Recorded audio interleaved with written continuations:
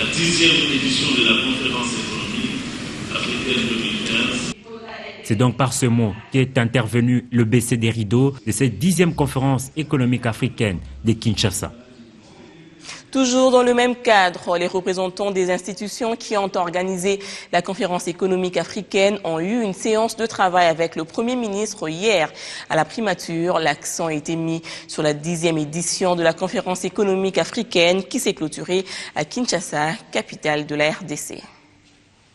Au-delà d'abriter la conférence économique africaine, l'expérience de la République démocratique du Congo sur le redressement de son économie nationale a donné matière à réflexion aux participants à cette grande messe économique africaine.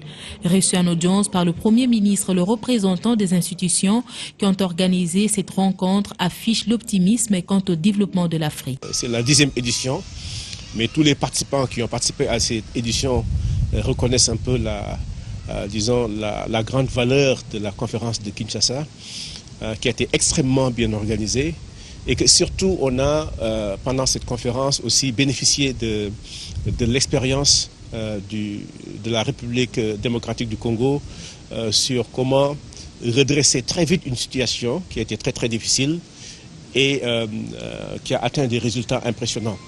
C'est dire que le développement est faisable dans notre continent. Les performances économiques congolaises exceptionnelles qui ont permis le rétablissement de la confiance de la monnaie nationale au-delà de la moyenne ont renforcé l'optimisme avec l'appui considérable des partenaires. Nous citons la Banque africaine de développement. Tous les Congolais doivent être fiers de ce qui a été réalisé ici.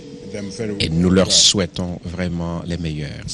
Tous ont contribué effectivement dans les discussions que nous avons eues avec le Premier ministre. Le Premier ministre aussi a remercié la Banque pour son appui qui a été donné en tout cas dans les années passées.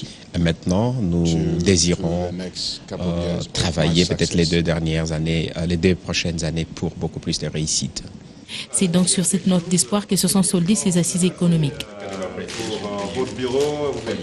Poursuite du séminaire de formation des commissaires spéciaux et leurs adjoints avant la prise de fonction dans leur nouvelle juridiction. Tous les 63 reçoivent les matières et connaissances nécessaires qui devront leur permettre de mieux gérer les entités leur confiées. Retour sur l'ouverture de ces assises hier au Salon Bleu du ministère des Affaires étrangères. Véritable veillée d'armes pour les commissaires spéciaux avant de rejoindre leurs provinces respectives. Ces commissaires spéciaux du gouvernement participent à un séminaire de recadrage et de renforcement des capacités organisé par le ministère de l'Intérieur.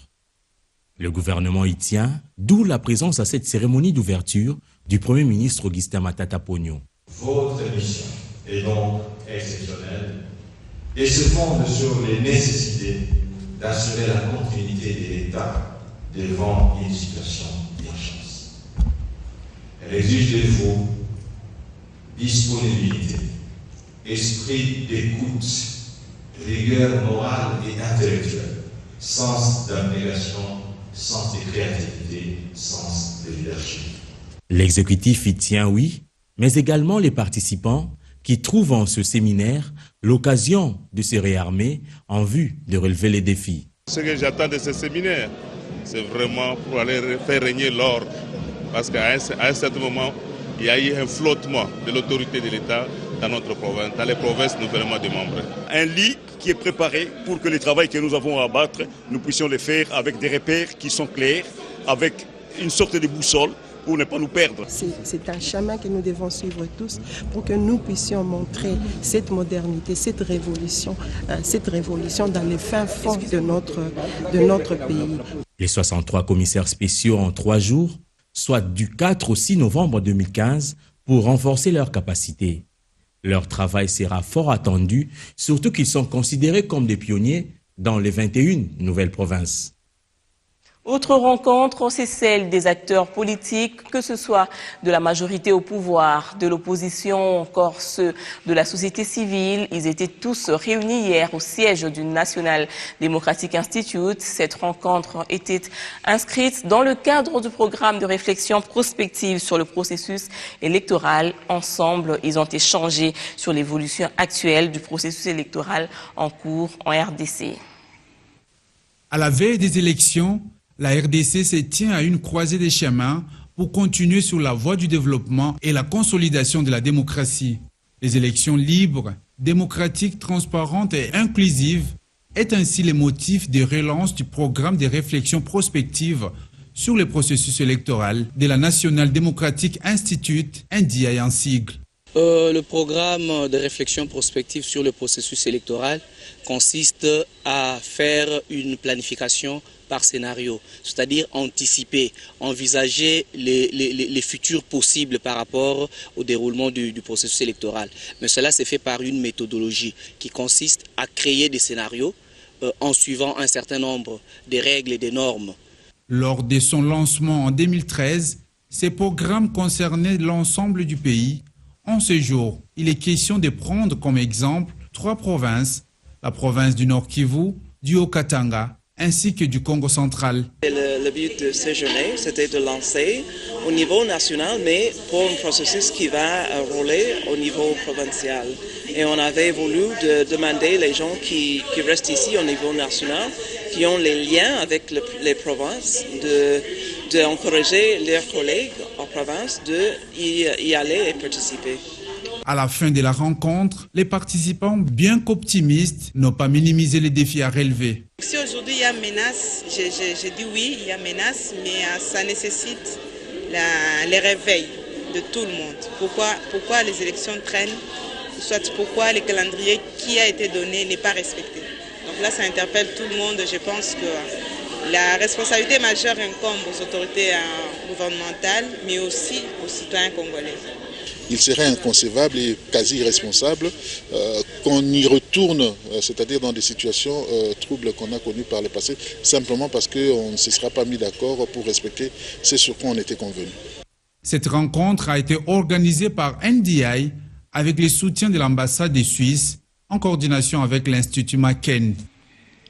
La dynamique de l'opposition politique tient sa première convention de redynamisation depuis hier à Fatima. L'objectif de ces assises est de réfléchir sur les enjeux politiques de l'heure et proposer l'alternative face aux défis de l'organisation des élections dans le délai constitutionnel. Le député honoraire Martin Moukankole, membre de cette opposition, a été joint par Constantin Tamboué.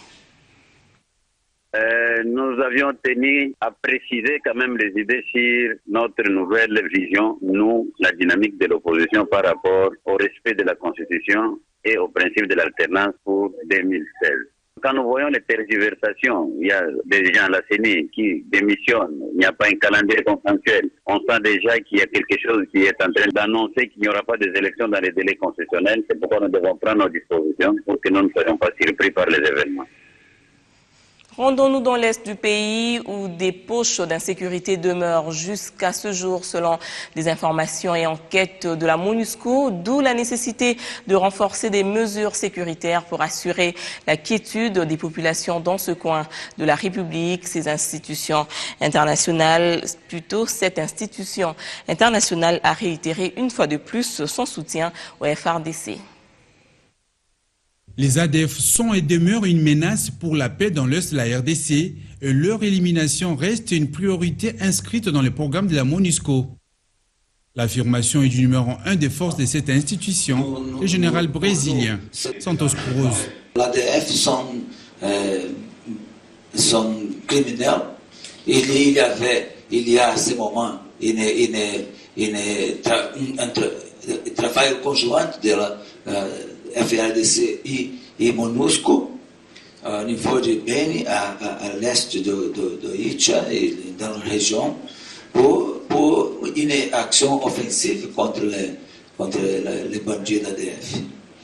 Répondant à la question d'un journaliste sur l'inefficacité de la MONUSCO pour ramener la paix en RDC, le porte-parole a fait son mea culpa tout en relevant les responsabilités premières des autorités congolaises pour la sécurisation du pays. Si les efforts faits sur le terrain ne sont pas perçus de manière positive, nous comprenons très bien que les populations puissent l'exprimer haut et fort, ce qui nous permettra en toute humilité de revoir notre copie avec les FARDC pour poursuivre le travail. La responsabilité première appartient aux forces armées de la République démocratique du Congo. Nous ne sommes pas là dans un rôle de substitution, je le rappelle, mais dans un rôle d'appui, dans un rôle de soutien, dans un rôle d'accompagnement. Donc je pense qu'il ne faudra pas que les gens se trompent de cible. La MONUSCO a donné des assurances quant à son soutien à la RDC à la conférence des partis sur l'environnement de Paris.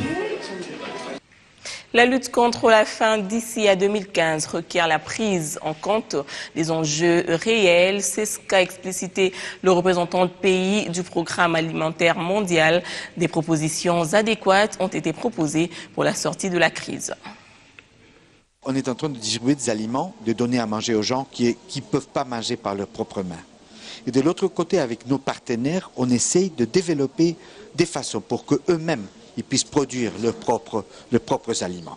Donc, par exemple, je continuellement fais accroître la proportion des aliments que j'achète localement. J'essaye avec la FAO de devenir de plus en plus un agent de développement. Donc, je suis un marché. Je fais de la transformation. On est en train de regarder aussi la fortification des farines et des produits de base. Alors on est en train de travailler maintenant avec plusieurs bailleurs pour voir comment est-ce qu'on peut améliorer la condition nutritionnelle des enfants. Et on a des énormes disparités au niveau de la nutrition de ces pays-là, particulièrement des enfants qui ils ont pas reçu de la nutrition quand ils étaient petits. Maintenant, ils ont déjà une retarde en termes de croissance très forte. Puis ce nouvel ouvrage qui vient de paraître, Kabila et le réveil du géant, c'est l'intitulé de ce livre qui a connu la participation de plusieurs auteurs, dont le ministre de la Communication et Médias, Lambert Mende. Il est question dans cet ouvrage de rétablir l'image ternie du régime actuel de la RDC à l'extérieur du pays. Tous les mérites du régime kabiliste y sont repris, du social à l'économie en passant par la politique. Ce geste ici posé vient d'inscrire officiellement cet ouvrage dans le panel de la littérature congolaise. Plume politique, plume partisane, plume d'écrivain, le livre a connu la rédaction de plusieurs auteurs dont Lambert Mende Malanga. Le contenu de l'ouvrage s'inscrit dans la démarche de redéfinir l'image ternie du régime actuel de la République démocratique du Congo à l'extérieur du pays. Il y est raconté même des aspects inédits, peu connu jusqu'à présent, de la trajectoire personnelle du Raïs, sa jeunesse, des photos très intéressantes où on le voit enfant, aux côtés de ses parents, avec sa sœur jumelle et tout ça, pour tordre le cou à tous ces gens qui veulent mystifier la vie d'un homme qui n'a jamais été plus simple que lui, et donc pour essayer de disqualifier un leadership dont le pays a besoin et dont on ne nous a jamais donné une alternative jusqu'aujourd'hui. Le livre peint ici une image, celle des avancées enregistrées dans le pays depuis l'avènement du pouvoir de Joseph Kabila, notamment dans les secteurs socio-économiques. 6 auteurs patriotes congolais ont réagi, ils ont rétabli la vérité en 7 chapitres. La vérité a été rétablie dans cet ouvrage. Et ces 7 chapitres nous conduisent à une conclusion, qu'aujourd'hui le Congo est un géant qui se réveille, et Joseph Kabila est l'artisan de ces réveils. Écrit en 6 volumes, cet ouvrage entend offrir au public le droit à la vérité historique sur l'RDC et sur son actuel président. On va parler de cette nouvelle. Pour les millions d'abonnés du réseau de télécommunications Orange, l'opérateur mobile français vient de lancer sur le marché un nouveau produit dénommé Orange Money. Il s'agit là d'un nouveau système qui devra permettre aux abonnés de faciliter les transactions financières à travers leur téléphone mobile. Voilà donc, le téléphone est transformé en portefeuille électronique. Orange Money. C'est le nouveau produit qui vient d'être lancé sur le marché par la société des téléphonies mobiles Orange RDC. Ce nouveau produit permet à tous les détenteurs de SIM Orange d'opérer des transactions financières via leur téléphone. Voilà qui transforme les téléphones mobiles en porte-monnaie électronique. Il est évident à travers cette croissance qu'Orange a sur ce service, rien que sur le continent africain, on est face à un événement extrêmement important. Beaucoup de services vont être mis en place. Pas simplement cela, vous allez pouvoir aussi, pour ceux d'entre vous qui ont des entreprises, vous pourrez payer vos salariés par Orange Money.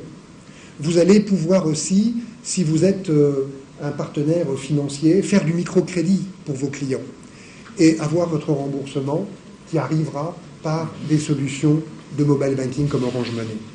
Le partenariat ainsi scellé entre Orange RDC et la Bank of Africa démontre à suffisance la garantie que l'opérateur français accorde à ses clients quant à l'utilisation de ce mobile banking.